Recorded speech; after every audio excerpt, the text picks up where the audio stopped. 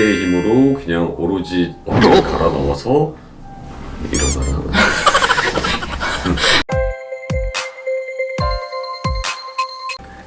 안녕하세요. 비만과 체형 수술을 전문으로 하고 있는 성형외과 전문의 문성준입니다.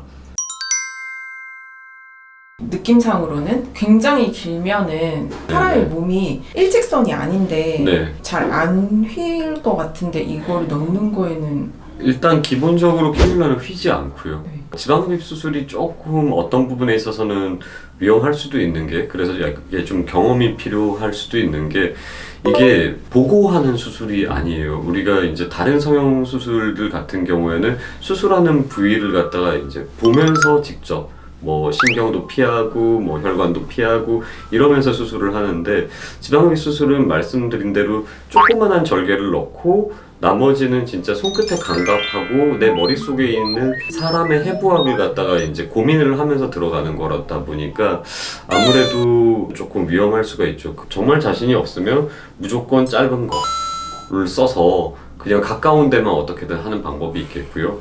이제 조금 더 숙련되고 이 해부학에 대해서 충분히 알게 되면은 이거는 절대 휠 수는 없지만 여기에서 넣어서 저기까지 가는데도 이 길을 통해서 가면 된다라는 거를 갖다가 이제 안다면 그렇게 수술을 해도 되겠죠.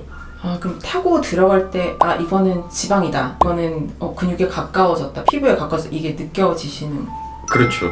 애초에 근육은 건드려서도 안 되고요. 타고 들어가면서 이미 손끝으로 압니다. 내가 지금 적정 두께에서 이쯤 되면은 여기 근육이 가까워지니까 조금 더 올라갔다가 다시 이렇게 넘어가야지, 이런 것들을 갖다 이제 계산을 하면서 들어가게 되죠. 그래서 특히 이제 멀리 있는 조직을 뽑을 때는 캐뉼라를 푹 찔러가지고 하는 게 아니고요.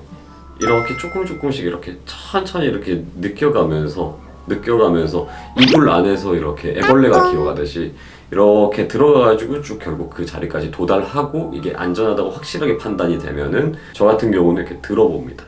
피부를 쭉 들어봤을 때 이 캐뉼라의 모양이 두께가 일정하면은 그게 잘 들어간 거예요. 이게 잘못 들어갔으면은 여기는 캐뉼라 모양이 어느 정도 비치는데 여기는 갑자기 안 비친다든지, 그럼 여기에서 깊게 들어간 거거든요. 그러다 보니까 천천히 잘 내가 생각하는 정도로 들어간 다음에 이렇게 들어보면은 마치 같은 이불이 일률적으로 쭉 덮여있는 느낌이 든다면은 이렇게 올바르게 된 겁니다. 그 원장님의 노하우이신데 방출하셔도 되나요? 네, 뭐 오히려 다들 알고 하면 좋죠. 할 수 있습니다. 저 짧은 캐뉼라로 넓은 부위를 할 때는 뭐 어쩔 수 없이 그럼 절개가 닿을 수 있는 위치마다 조금 들어가야 되는 경우도 있겠네요? 그렇죠. 만약에 이제 기존에 수술을 했는데 어떤 부분에 뭐 옛날에 양성 종양이 있었던 자리다 뭐 이런 게 있다면은 당연히 그 주변을 갖다가 건드리는 건 좋지가 않죠. 그래서 그걸 피해 다니려고 해야 되는데, 여기 옛날에 종양이 있었던 자리라고 하면 여기에서 이렇게 하고 여기에서 어쩔 수 없이 하나 더 뚫어가지고 이렇게 들어갈 수밖에 없는 거죠.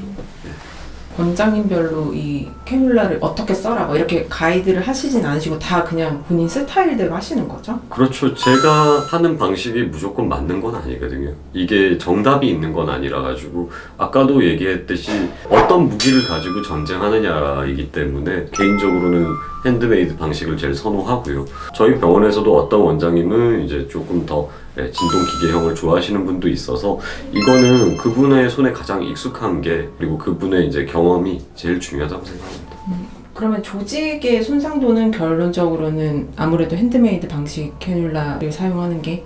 당연하죠. 결국 이게 왔다 갔다 하면서 지방을 뽑을 때 여기 있는 이 구멍들이 조직의 손상을 사실 만드는 거거든요. 어쩔 수 없이 조금은.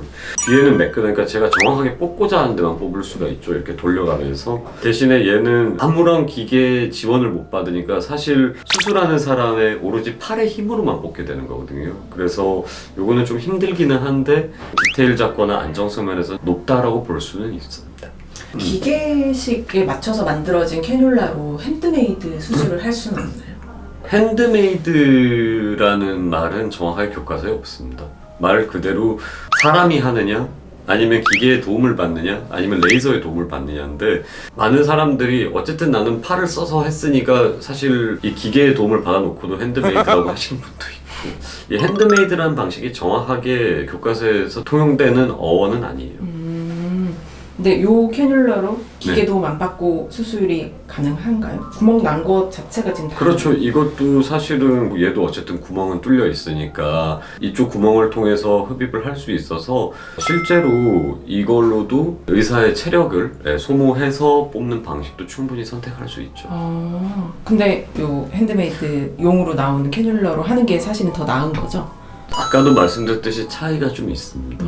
핸드메이드라고 해서 한쪽이 이렇게 막혀있는 한쪽만 뽑을 수 있는 이 방식들을 쓸 때도 필요하다면은 돌려가지고 위쪽을 뽑기도 해요. 그래서 어느 게 무조건 좋다라고 할 수는 없습니다. 그럼 그거를 기계에 꽂으면 그냥 아무 의미 없는 네네, 아무런 의미가 없어요.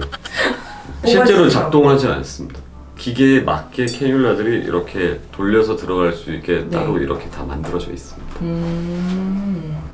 오늘은 캐뉼라의 사용 방법과 그리고 종류에 대해서 한번 알아보는 시간을 가졌습니다. 시청해주셔서 감사합니다. 문성준이었습니다.